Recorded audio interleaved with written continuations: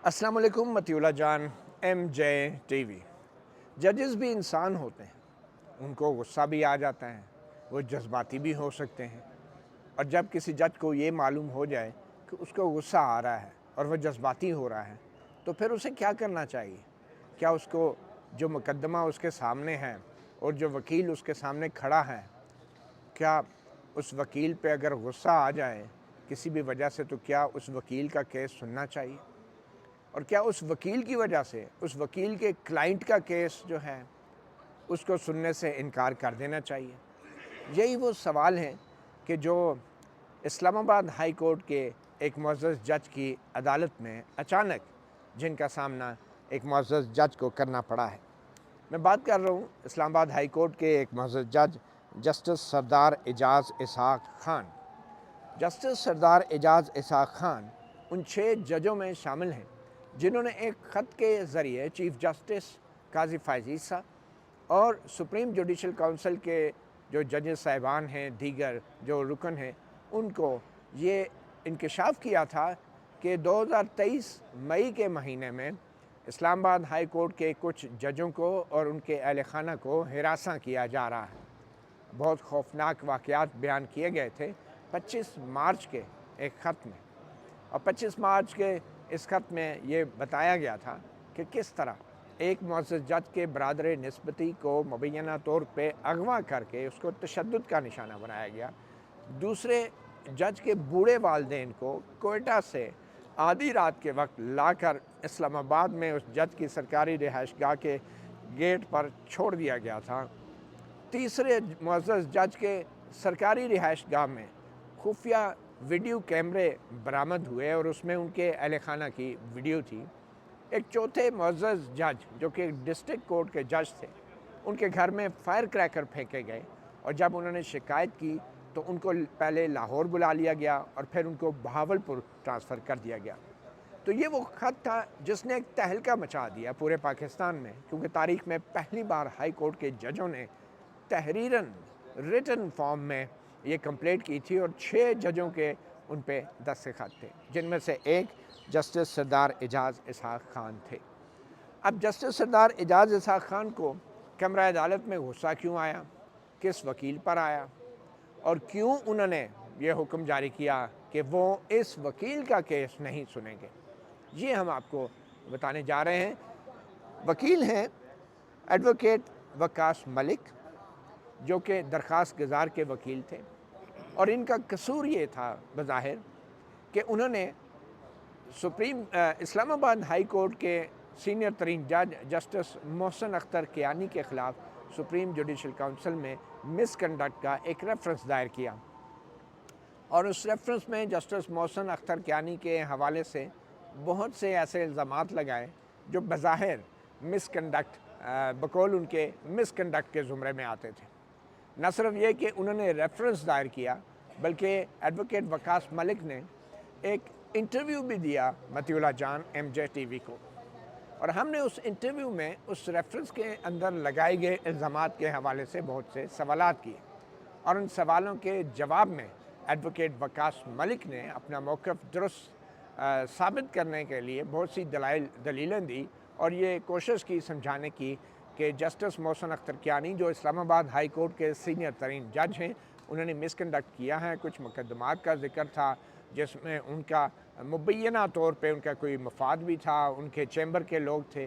बहरहाल उसकी तफसील में हम अब नहीं जाएंगे, मगर जस्टिस सरदार एजाज़ इसहाक़ ख़ान जो कि जस्टिस मोहसिन कियानी समेत उन 6 जजों के ख़त के दस्तखत कुनंदा हैं, तो उन्होंने क्या ऑर्डर जारी किया। ये ऑर्डर है 25 अप्रैल 2024 का। 25 अप्रैल 2024 को जब advocate Mohammad Waqas Malik Islamabad high court में जस्टिस सरदार एजाज़ इसहाक़ ख़ान के सामने पेश हुए, तो उन्होंने एक तहरीरी ऑर्डर लिखवाया। ये एक मामूल का केस था जिसमें एक पटिशनर हैं उज़्मा शाहिद, और उन्होंने FIA के ख़िलाफ़ एक रिट पटिशन दायर कर रखी है और जिसमें डायरेक्टर कॉर्पोरेट क्राइम भी फ़रीक हैं और assistant director corporate crime circle भी FIA के फ़रीक हैं और जनरल सेक्रेटरी TNT एम्प्लॉय भी फ़रीक हैं और Chaudhary Abdul Majeed general manager multi professional employees operating housing society, वो भी फ़रीक हैं। तो इस केस के अंदर जब एडवोकेट मोहम्मद वकास मलिक पेश हुए 25 अप्रैल 2024 को, और याद रहे कि ये रेफरेंस दायर कर चुके हैं जस्टिस मोहसिन कियानी के ख़िलाफ़, तो जस्टिस सरदार एजाज़ इसहाक़ खान ये ऑर्डर लिखवाते हैं कि मिस्टर वकास मलिक से ये पूछा गया कि क्या उन्होंने पब्लिकली, मतलब सरेआम इल्ज़ामात नहीं लगाए, और वो इल्ज़ामात ये थे कि मैं यानी जस्टिस सरदार एजाज़ इसहाक़ खान और कुछ उनके साथी जजेस ने सीनियर प्यूनी जज यानी कि जस्टिस मोहसिन अख्तर कियानी के वरगलाने पर, इंस्नेयर्ड या वरगलाने पर या उनके आमादा करने पर किसी किस्म की कोई साजिशी स्कीम बनाई है, जिस पे एडवोकेट वकास मलिक ने बकौली हुक्मनामे के तरदीद नहीं की। इस हुक्मनामे में कहा गया कि उन्होंने तरदीद नहीं की कि उन्होंने ये इल्ज़ामात लगाए हैं जस्टिस मोहसिन अख्तर कियानी पे और जो हैं जस्टिस सरदार एजाज़ इसहाक़ खान और दूसरे जो 4 जजेस हैं जिन्होंने दस्तखत किए थे उस खत में। फिर आगे जाके हुक्मनामे में लिखते हैं कि जो हाई कोर्ट का हल्फ होता है, जो आइनी हल्फ होता है, उसमें लिखा होता है कि किसी भी जज को ऐसा मुकदमा नहीं सुनना चाहिए कि जिसमें वो जज खौफ का शिकार हो या किसी को फ़ायदा देने की नीयत रखता हो या किसी के ख़िलाफ़ जो है वो बुरी नीयत रखता हो, तो ऐसा मुकदमा नहीं सुनना चाहिए। ये हाई कोर्ट के जज का हल्फ में आप कहते हैं कि मैं किसी के साथ, मैं अंडर फियर ऑपरेट नहीं करूँगा, किसी का फेवर नहीं करूँगा या किसी के ख़िलाफ़ कोई इल विल नहीं रखूँगा, यानी कि कोई गलत सोच या बदनीति का मुजाहरा नहीं करूँगा। आगे जाके जस्टिस सरदार एजाज़ इसहाक़ खान अपने हुक्मनामे में लिखते हैं कि जजेस इंसान होते हैं, कोई रोबोट नहीं। और ये जुमला आखिरी बार साबिक़ वज़ीर-ए-आज़म इमरान खान ने एक गैर मुल्की मीडिया की ऑर्गेनाइजेशन को इंटरव्यू देते हुए कहा था। बहरहाल उसका पस मंज़र कुछ और था। यहाँ पे जस्टिस सरदार एजाज़ इसहाक़ खान कहते हैं कि जजेस इंसान होते हैं, कोई रोबोट नहीं। और जो हल्फ होता है, उस हल्फ के अंदर इस बात को तस्लीम किया गया है, बैनसतूर तस्लीम किया गया है कि ये जजेस के अंदर भी इस तरह के जज्बात मौजूद हो सकते हैं, और ख़ास तौर पे जब कोई ऐसा वाक़या हो, कोई स्टिमुली हो, तो उस वजह से जजेस भी रिएक्शन शो कर सकते हैं। और फिर ऐसी सूरत में हल्फ के अंदर ये बैनसतूर में ये वाज़ह किया गया कि अगर कोई ऐसी एहसासात हों, जज्बात हों किसी भी फ़रीक के बारे में, किसी जज के, तो फिर उस जज को उस मुकदमे से ख़ुद को पीछे हटा लेना चाहिए, दस्तबरदार कर देना चाहिए। जस्टिस सरदार एजाज़ इसहाक़ खान अपने ऑर्डर में कहते हैं कि ये जो सरेआम एडवोकेट वकास मलिक ने जो इल्ज़ामात लगाए हैं इन्वेंडो कि मैं जो हूँ अपने आज़ादाना जो सोच है और आज़ादाना तौर पे फ़ैसले देने की सलाहियत नहीं रखता, तो और ख़ास तौर पे ऐसे फ़ैसले कि जो कि इदारे की साख और हाई कोर्ट की साख के बेहतरीन मफाद में हों। और फिर जज साहब ये तस्लीम करते हैं कि इसमें कोई शक नहीं कि एडवोकेट वकास मलिक जो हैं वो अपने जज्बात का इज़हार करने में उनको आज़ादी राय हासिल है। और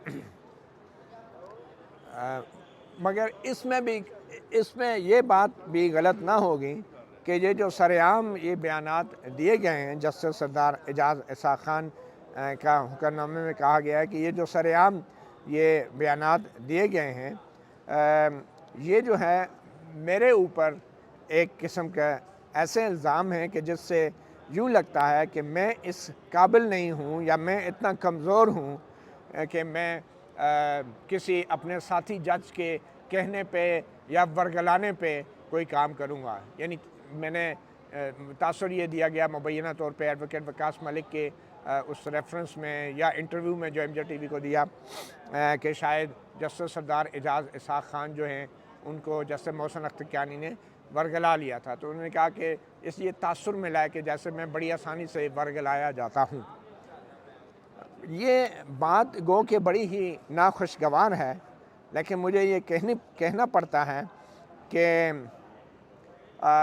इन बयानात और ऐसे इल्ज़ामात के बाद मेरे दिल में एक मैल आ गया है, एक इलविल आ गई है, और मुझे थोड़ा सा वो कहना चाहते कि मुझे गुस्सा है और मैं जज्बाती हूँ। इसलिए ये मुनासिब नहीं होगा कि मैं वो मुकदमात ना सुनूँ जिनमें एडवोकेट वक्कास मलिक जो हैं बतौर वकील पेश होंगे। और इसके साथ ही उन्होंने अपने ऑर्डर में लिखा है कि ये वाला मुकदमा जो है ये चीफ जस्टिस से इस्तदा किया उन्होंने कि ये मुकदमा किसी और बेंच के सामने लगाया जाए।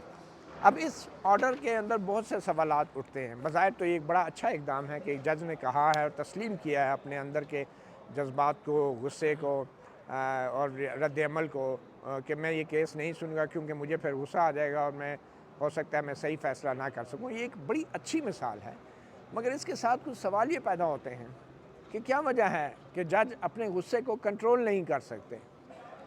क्या वजह है कि अपने दिल की जो बात है उसका इज़हार करने के बाद जो है वो इस मामले को मामूल का मामला नहीं समझते? अगर किसी वकील ने किसी जज के ख़िलाफ़ सुप्रीम जुडिशल काउंसिल में रेफरेंस दायर कर दिया है तो ये उसका आइनी और कानूनी हक़ है, और उसने जो इल्ज़ामात लगाए वो साबित करना जुडिशल काउंसिल के सामने ये उसका राइट है।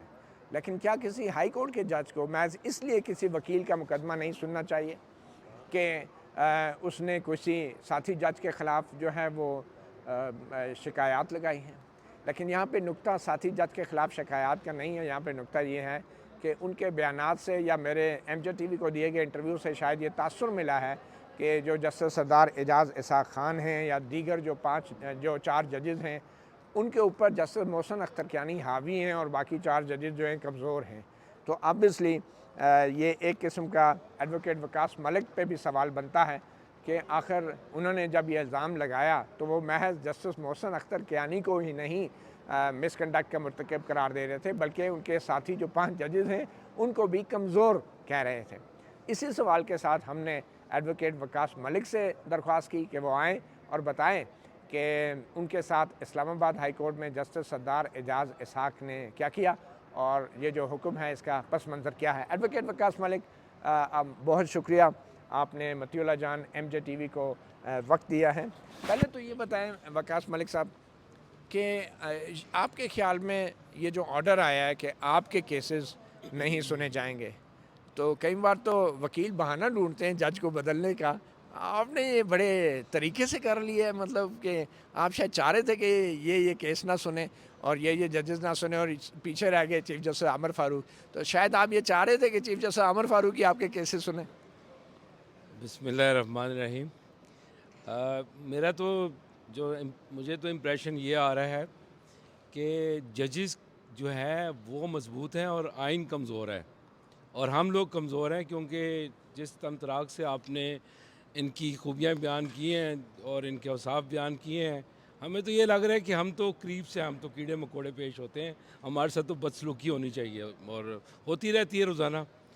अभी जो मैं पेश हूँ कि कैसे आप कह सकते हैं कि मैं सुबह गया, जज साहब ने काम छोड़ दिया, अपना पुष्ट के साथ उन्होंने सीधे हो गए और मुझे कहते हैं कि जी आप बताएं कि आपने ये चीज़ें ऑन एयर की हैं और आपने उन्होंने ये नहीं कहा कि मैंने रेफरेंस फाइल किया है, उन्होंने कहा you have made public statements. मतलब जो इंटरव्यू आपने दिया, इंटरव्यूज देखें। अब मैं उस बारे में गुजारिश कर रहा हूँ, वो कहते हैं मेरा आइनी हक था, आइनी अदालत है, इनको पता होना चाहिए था 2009 के अंदर मैं क्या था। दूसरा ये मैं पब्लिक स्टेटमेंट्स क्यों दूंगा? अभी मैं कोर्ट से निकला हूँ, वही केस किसी दीगर बेंच में लगा हुआ था, जनाब से मुलाकात हो गई, आपने सवाल किया, मैंने जवाब दे दिया। अगर मैं जवाब नहीं दूंगा, आपने ही कहना है कि ये फेस नहीं कर रहा, ये झूठे इल्ज़ामात लगाता है जुडिशरी पे और फिर ये भाग जाता है, फेस नहीं करता। जब भी मतीउल्लाह जान या कोई दीगर शख्स भी मुझसे, कोई भी एंकर, कोई बंदा पूछेगा ये क्योंकि मुझे नहीं समझ आती ये चीज़ें पब्लिक कैसे हो जाती हैं। मेरा रेफरेंस गया नहीं, मैं सुप्रीम कोर्ट से निकला नहीं, तो मेरा आपको इंटरव्यू आ गया मेरा। इनके अपने लेटर जो इन्होंने 6 जजेस का लिखा, ये दूसरों पे इतराज़ करते हैं, लेकिन इनका 6 लेटर का जो जजेस का लेटर था वो फिलफोर पब्लिक कैसे हो गया? ये 6 में से कौन जिम्मेदार है इनमें से जिसने इसको पब्लिक कर दी इस लेटर को और उसके ऊपर गुफ्तशुनी जारी है। आप अदारों को रोज़ मुख्तलिफ एंकर पर्सन के साथ, मीडिया को, लोगों को मिला के, पोलिटिकल पार्टीज़ को साथ मिला के आप एजेंसीज़ को, मुल्की इदारों को रोज़ रोनते हैं। ये आप पे कोई जिम्मेदारी नहीं बनती कि ये आप जो चीज़ें मर्जी इनडायरेक्टली पब्लिक करवा लें अपने एजेंट से, अपने वकला से, अपने टाउट से, अपने लोगों से, और अगर फेयरली कोई बात करे तो उनको बुरी लगती है। मतीउल्लाह जान साहब, मेरा मानना ये है कि ये आइन की कमज़ोरी है, ये हमारी कमज़ोरी है कि आज ये हमारे साथ सलूक हो रहा है, और ये होना था। ये जब इफ्तिखार चौधरी साहब की जजमेंट, जो उसकी मूवमेंट थी, लॉयर्स मूवमेंट, ये उसके सम्राट हैं जो आज हम भुगत रहे हैं, सारे फेस कर रहे हैं, क्योंकि मैं भी उसमें शामिल रहा था। वकास मलिक साहब, इसमें भी तो कोई गलत बात नहीं कि आपने ये जो शिकायत दायर की जस्टिस मोहसिन अख्तर कियानी पे, बज़ाहिर तो आप जस्टिस मोहसिन अख्तर कियानी के ऊपर इल्ज़ाम लगा रहे थे, मगर साथ में आपने जो बाकी जजेज़ हैं जिन्होंने उस ख़त पे दस्तखत किए, तो क्या वो ख़त लिखना कोई जुर्म था कि आपने एक पूरा रेफरेंस दायर कर दिया? और ना सिर्फ ये कि जस्टिस मोहसिन अख्तर कियानी पे इल्ज़ामात लगाए, आपने बाकी 5 जजों को भी कह दिया कि वो इतने कमज़ोर हैं कि वो वरगलाए जाते हैं इतने आसानी से। आपने बाकी 5 जजों पे ऐसा इल्ज़ाम क्यों लगाया कि वो इतने आसानी से वरगलाए गए? देखें, जो ये 24 तारीख का जो ऑर्डर है, ये किस बुनियाद पे दिया इन्होंने? इसमें कौन सा ऐसा लीगल बात थी सिवाय जज साहब के जज्बाती होने के? और वो ऑर्डर में किसके लिए जज्बाती हो रहे हैं? ये मैं नहीं कह रहा कि उन्होंने इजहार कर दिया, नहीं, बाद देखिए, में आप कहते हैं जी मेरे साथ इस वजह से हुआ है। नहीं, उन्होंने देखे लिख के इजहार किया, क्योंकि वो कमज़ोर समझते हैं लोगों को, आइन को देखिए कमज़ोर। ना, इस केस में अच्छा, अगर वो आपके खिलाफ फैसला करते तो फिर भी आपने कहना था कि जी मैंने रेफरेंस में इनका जिक्र किया। उनको मेरी गुजारिश सुने, आप केस की ज़रा उसकी हिस्ट्री में भी चले जाएं, केस की नोयत भी देख लें।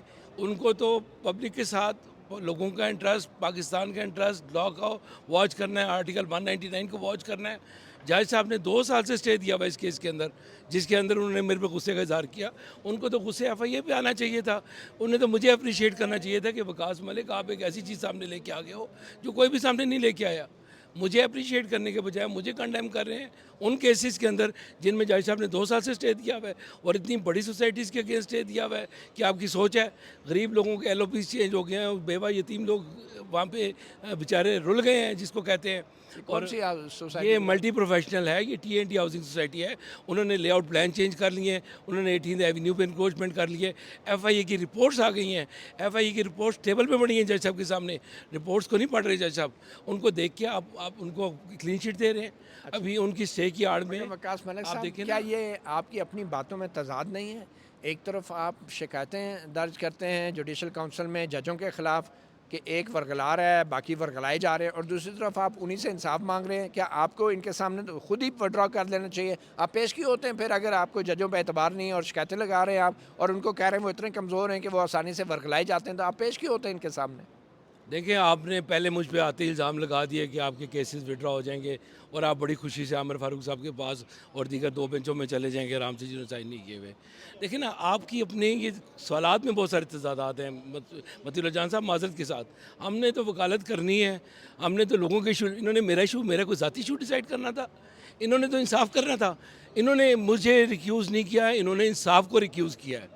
इन्होंने केस को लेने से रिक्यूज़ कर दिया है, इन्होंने उस सोसाइटी के अगेंस्ट जजमेंट पास करने से रिक्यूज़ कर दिया है, इन्होंने FIA के अगेंस्ट पास करने से। फिर मैं क्यों ना कहूँ कि ये कमज़ोर शख्स हैं जिन्होंने इस सारे काम से रिक्यूज़ कर दिया है।